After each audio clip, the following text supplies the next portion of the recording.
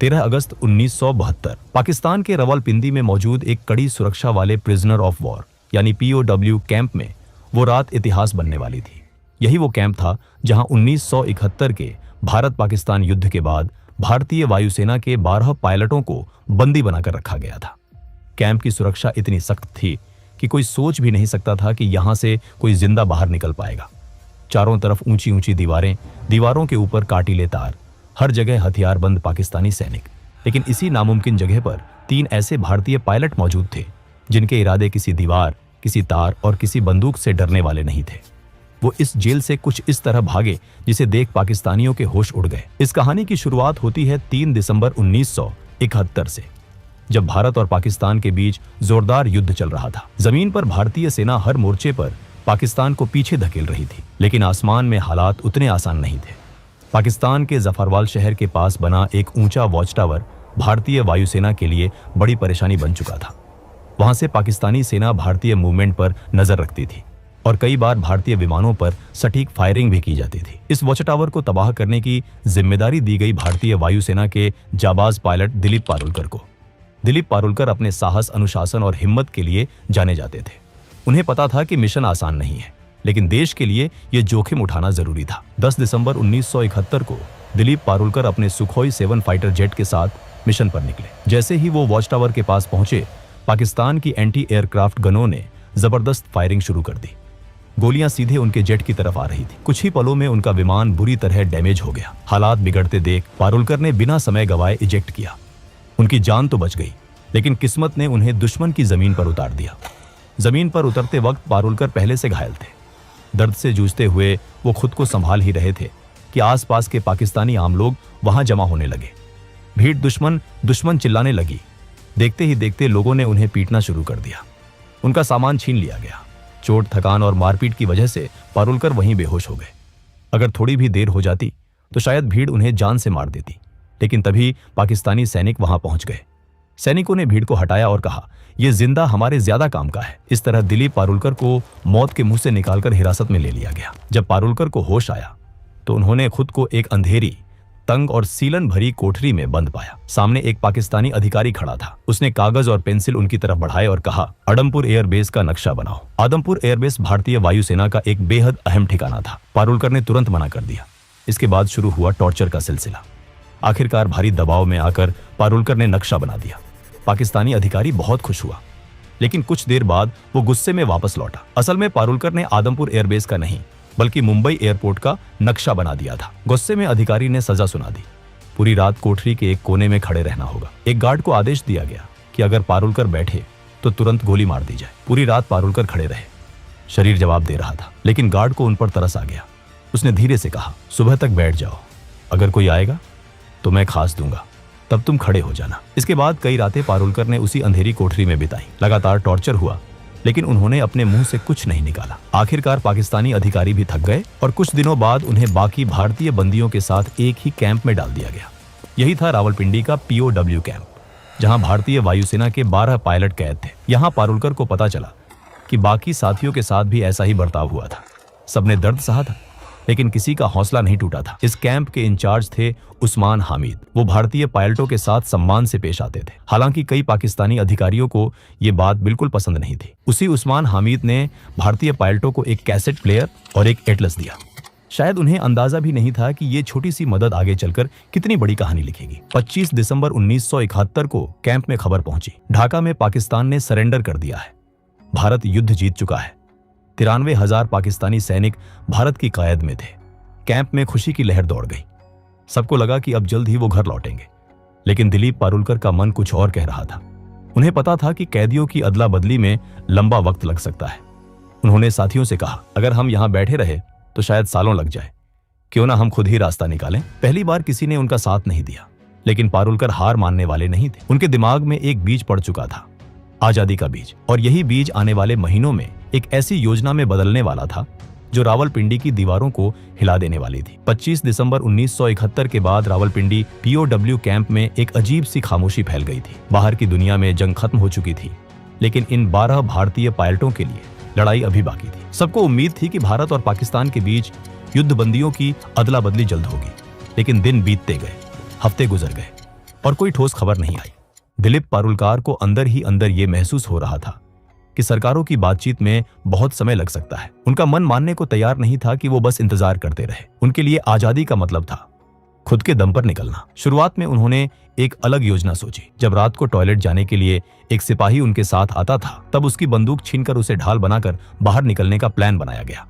लेकिन यह रास्ता बहुत जोखिम भरा था। काफी सोच विचार के बाद पारुलकर ने यह प्लान खुद ही छोड़ दिया। समय बीतता गया, कई महीने गुजर चुके थे, लेकिन भारत सरकार की तरफ से कोई हलचल नहीं दिख रही थी। इसी दौरान कैंप में मायूसी बढ़ने लगी। तब पारुलकर ने एक बार फिर अपने साथियों से बात की।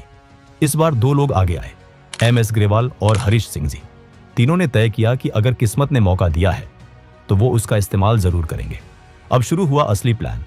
सबसे पहले उन्होंने कैंप के इंचार्ज उस्मान हदीद द्वारा दिए गए एटलस को ध्यान से पढ़ना शुरू किया। रात रात भर वो नक्शे देखते, रास्ते समझते और संभावनाएं तलाशते। प्लान साफ था, जेल से निकलने के बाद सीधे भारत पाकिस्तान बॉर्डर जाना बहुत खतरनाक था, क्योंकि युद्ध के बाद वहां सुरक्षा बेहद सख्त थी। इसलिए उन्होंने तय किया कि वो पहले अफगानिस्तान की तरफ जाएंगे और वहां से किसी तरह भारत पहुंचेंगे। अगला कदम था सही सेल चुनना। उन्हें ऐसा सेल चाहिए था जो कैंप की बाहरी दीवार के सबसे पास हो, जहां गार्ड कम आते जाते हों। काफी निरीक्षण के बाद उनकी नजर पड़ी सेल नंबर 4 पर, लेकिन उस सेल में शिफ्ट होना आसान नहीं था। यहीं पर पारुलकर की समझदारी काम आई। उनका व्यवहार गार्ड्स के साथ हमेशा ठीक रहा था। धीरे धीरे उनकी कुछ सिपाहियों से जान पहचान हो गई थी। उसी का फायदा उठाकर उन्होंने रिक्वेस्ट डाली और आखिरकार पारुलकर, ग्रेवाल और हरीश सिंह जी को सेल नंबर 4 में शिफ्ट कर दिया गया। इस सेल में पहले से एक और भारतीय पायलट मौजूद थे, विद्याधर शंकर चाटी। चाटी भागने के प्लान में शामिल नहीं होना चाहते थे, लेकिन वो इन तीनों की मदद करने को तैयार थे और यही मदद आगे चलकर बेहद अहम साबित होने वाली थी। अब असली चुनौती थी दीवार में सुरंग बनाना। सेल की दीवार लगभग 18 इंच मोटी थी। बिना किसी औजार के इसे तोड़ना नामुमकिन था, लेकिन किस्मत एक बार फिर उनके साथ थी। किसी तरह उन्होंने एक कैंची और एक स्क्रू ड्राइवर चुरा लिया। हर रात ठीक 12 बजे से 1 बजे तक बेड के नीचे जाकर काम शुरू होता। एक आदमी दीवार कुरेदता, बाकी 3 पहरा देते। दीवार से निकलने वाली मिट्टी और सीमेंट को बेड के नीचे छुपा दिया जाता। सुरक्षा बढ़ाने के लिए उन्होंने सेल के अंदर लगे बल्ब का फ्यूज उड़ा दिया, ताकि गार्ड ठीक से देख ना सके। जेल में बल्ब बदलने की प्रक्रिया लंबी थी और इसका फायदा इन तीनों को मिला। एक रात खतरा बहुत करीब आ गया। एक गार्ड ने बाहर से झांककर देखा और उसे लगा कि सेल में सिर्फ 3 पायलट हैं, जबकि उस वक्त हरीश सिंह जी बेड के नीचे थे। गार्ड ने आवाज लगाई, लेकिन तीनों ने सोने का नाटक किया। गार्ड भागकर इंचार्ज उस्मान हामिद को बुलाने गया। उसी पल सिंह जी चुपचाप बाहर निकले और लेट गए। जब उस्मान हामिद आए और चारों पायलटों को देखा तो उन्होंने गार्ड को ही डांट दिया। दिन बीतते गए, हफ्ते महीनों में बदल गए। दीवार की ईंटों से सीमेंट निकाला जाता, फिर ईंटों को वैसे ही वापस लगा दिया जाता। बाहर से देखने पर सब सामान्य लगता था। साथ ही उन्होंने भागने के बाद के लिए तैयारी शुरू कर दी। हर कैदी को हर महीने 57 रुपये मिलते थे। इन्हीं पैसों से तीनों ने ड्राई फ्रूट्स, कंडेंस्ड मिल्क और जरूरी सामान इकट्ठा किया। उन्हें पता था कि जेल से बाहर निकलने के बाद जिंदगी और भी कठिन होने वाली है। दिशा जानने के लिए उन्हें कंपास चाहिए था। उन्होंने कैसेट प्लेयर के मैग्नेट और कपड़े सिलने वाली सुई से जुगाड़ू कंपास बनाया। पारुलकर को घर से जो कपड़े मिले थे, उनसे जेल के टेलर को पैसे देकर तीनों के लिए पठानी सूट सिलवाए गए, ताकि बाहर निकलने के बाद वो आम लोगों में घुल मिल सके। धीरे धीरे दीवार का छेद इतना बड़ा हो गया कि एक इंसान उसमें से निकल सके। आखिरी परत, जो कि सिर्फ प्लास्टर था, उसे जानबूझकर छोड़ी गई ताकि भागने वाली रात उसे आसानी से तोड़ा जा सके। 13 अगस्त 1972 की रात रावलपिंडी POW कैंप के ऊपर काले बादल छाए हुए थे। तेज हवा चल रही थी और थोड़ी ही देर में मूसलाधार बारिश शुरू हो गई। यही वो रात थी जिसका इंतजार दिलीप पारुलकर, MS ग्रेवाल और हरीश सिंह जी महीनों से कर रहे थे। तीनों ने अपने पठानी सूट पहने, ड्राई फ्रूट्स, कंडेंस्ड मिल्क, जुगाड़ से बना कंपास और थोड़े पैसे अपने पास रखे। जाने से पहले उन्होंने अपने साथी विद्याधर शंकर चाटी को गले लगाया। अब आखिरी कदम बाकी था। पारुलकर ने दीवार की आखिरी परत को धीरे धीरे तोड़ा। बारिश की वजह से आवाज बाहर तक नहीं गई। एक एक करके तीनों उस संकरे छेद से बाहर निकल आए। बाहर आकर उन्होंने देखा दीवार के पास ही एक पाकिस्तानी गार्ड चारपाई पर सो रहा था। तीनों सीधे दीवार की तरफ भागे। कुछ कपड़ों को बांधकर उन्होंने रस्सी बनाई, उसे ऊपर फेंका और दीवार के काटिले तारों के पार अटका दिया। पहले पारुलकर, फिर ग्रेवाल और आखिर में हरीश सिंह जी दीवार फांदकर दूसरी तरफ उतर गए। अब वो जेल से बाहर थे, लेकिन असली लड़ाई अब शुरू होने वाली थी। तीनों तेजी से भागते हुए बस स्टैंड पहुंचे। किस्मत उनके साथ थी। उन्हें पेशावर जाने वाली बस मिल गई। पूरी रात सफर करने के बाद सुबह करीब 6 बजे वो पेशावर पहुंच गए। यहाँ सबसे बड़ा खतरा पहचान का था। अगर उनसे कलमा पढ़ने को कहा जाता या मेडिकल चेक होता तो तुरंत पकड़े जाते। इसलिए तीनों ने खुद को क्रिश्चियन बताने का फैसला किया। पेशावर से उन्होंने एक और लोकल बस ली और सुबह करीब 9:30 पर लंडी कोटल पहुंचे। उधर सुबह 11 बजे रावलपिंडी के वॉर कैंप में अचानक हड़कंप मच चुका था। पाकिस्तानी गार्ड्स को पता चल गया था कि तीनों भारतीय पायलट भाग चुके हैं। जब गार्ड्स उनके सेल में पहुंचे और दीवार में बना वो बड़ा सा सुराख देखा तो कुछ पल के लिए सब सन्न रह गए। किसी को यकीन ही नहीं हो रहा था कि इतनी कड़ी सुरक्षा के बावजूद ये नामुमकिन काम हो गया। गार्ड्स गुस्से से तमतमा उठे। उन्हें लगा कि अगर सीनियर अफसरों को सच्चाई पता चली तो सजा उन्हीं को मिलेगी। इसी गुस्से और डर में उन्होंने सोचा कि विद्याधर शंकर चाटी, जिन्होंने इन तीनों की मदद की थी, उन्हें गोली मार दी जाए। फिर सीनियर्स को यह बताया जाए कि चाटी भी भागने की कोशिश कर रहे थे, इसलिए मजबूरी में उन्हें मारना पड़ा। लेकिन सीनियर अफसरों को जल्दी ही साफ जानकारी मिल गई कि असल में कितने कैदी भागे हैं। इसी वजह से गार्ड्स चाटी को मारने की हिम्मत नहीं कर पाए। उधर जेल से दूर निकल चुके तीनों पायलटों के सामने अगली सबसे बड़ी चुनौती खड़ी थी।